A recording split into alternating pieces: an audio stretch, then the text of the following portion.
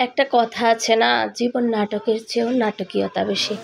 আসলে এটা হচ্ছে হয়তো সহজ ভাষায় 2 লাইনের কথা, কিন্তু এর মহত্বটা অনেক বেশি। এটার মহত্ব, গুরুত্ব কত লাইন বিশ্লেষণ করলে শেষ করা যায় না।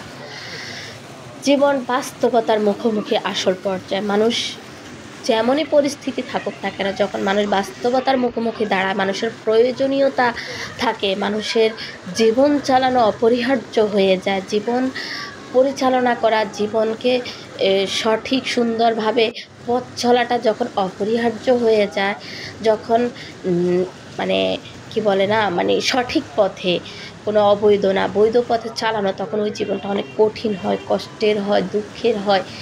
তারপরেও সঠিক পথে থাকাটা আমাদের জন্য জরুরি। আলহামদুলিল্লাহ সঠিক পথে আছি। কে কী বললো, কে কী করলো, সেটা এত কিছু যায় আসে না।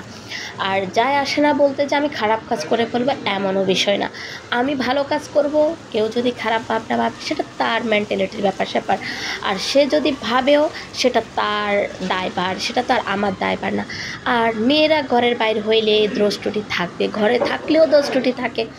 আর ঘর থেকে বের হলেই তো নানান মতামত, নানান কথা সেটা আছে। তো আমার জীবন আমাকে বাঁচাতে হবে, আমার জীবন আমাকে চড়তে হবে, আমার জীবন আমাকে সামাল দিতে হবে, আমার জীবন আমাকেই চলতে হবে, একা চলতে হবে। আমার জীবনে যত কিছু করতে হবে, উঠতে হবে, সফলতা আসতে হবে, সেটা আমাকেই করতে হবে। কেউ এসে করে দিয়ে যাবে না, বলবে না ধরেন আপনাকে সফলতাটা দিয়ে দিলাম, আপনাকে উচ্চ শিখরে পৌঁছাইলাম, আপনাকে 1 ব্যাগ টাকা এনে দিলাম, আপনাকে পরিশ্রম ছাড়া অনেক কিছু ব্লা ব্লা অনেক কিছু দিয়ে দিলাম। এরকম কেউ কিচ্ছু করবে না, আমাকেই করতে হবে। তো সব কিছুর ঊর্ধ্বে কিন্তু আমি নিজেকে ভালো রাখতে হবে, নিজেকে ভালোবাসতে হবে। নিজেকে ভালোবাসার জন্য, নিজেকে ভালো রাখার জন্য এরকম একটা পরিস্থিতিতেও বের হতে হয়। জীবন বাস্তবতার মুখোমুখি। তো দেখেন পরিস্থিতি, নোয়াখালীতে জলাবদ্ধতা পিছুই ছাড়তেছে না, বন্যা পিছুই ছাড়তেছে না। হ্যাঁ, আসলে পিছু ছাড়বেই বা কীভাবে?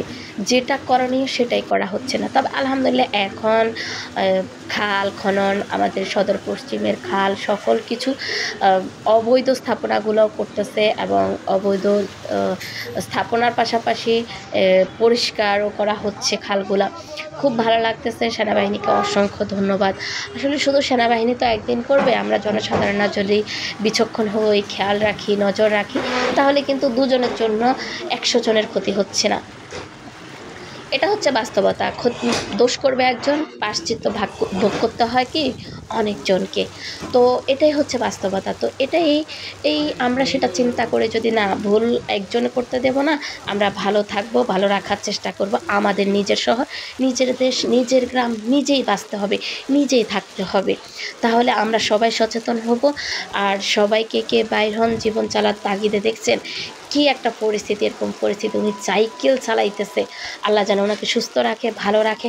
আপনারা সবাই ভালো থাকবেন, সুস্থ থাকবেন, আর বেশি বেশি করে আমার জন্য দোয়া করবেন, আমি যেন সুস্থ থাকি। আর আমি কখনো আলেকজান্ডার যাই না, কিন্তু আলেকজান্ডার ফিল্ডটা কিন্তু এখান থেকেই নিলাম, আমাদের মাইজদি শহর সুপার মার্কেটের সামনে থেকে। আর মুসাপুরও যাওয়া হয় না। আপনারা শুনলে অবাক হবেন যে নোয়াখালীর মেয়ে সুপার মার্কেটে, মানে কি ব্যাপার স্যাপার, আলেকজান্ডার মুসাপুর যাওয়া হয় নাই। ব্যাপারটা অনেকে হয়তো একটু ইনসাল্ট করবেন, বা কেউ একটু মজা করবেন, কেউ একটু পান করবেন, কেউ অবাক হবেন। আসলে এটাই বাস্তবতা। আমি কখনো যাইনি, যাওয়া হয়নি, সৌভাগ্য হয়নি।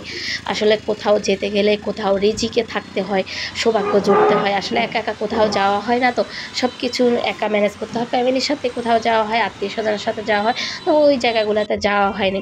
তবে ইনশাল্লাহ যাওয়ার অনেক ইনভাইট পাইছে, তবে যাওয়ার মতো ইনভাইট পাইনি। যাই হোক, সবাই সবার সেফ রাখবেন, ভালো রাখবেন। রাস্তাগুলোর কী পরিস্থিতি, আমাদের দেশে তো পরিস্থিতি আরও ভয়াবহ। অবশ্য দেশের, আমাদের বাড়ির আশেপাশের ভিডিওগুলো দিছি। সবার বাড়ির এবং এলাকার এবং আশেপাশের কী অবস্থা, নোয়াখালীবাসীরা অবশ্যই জানাবেন।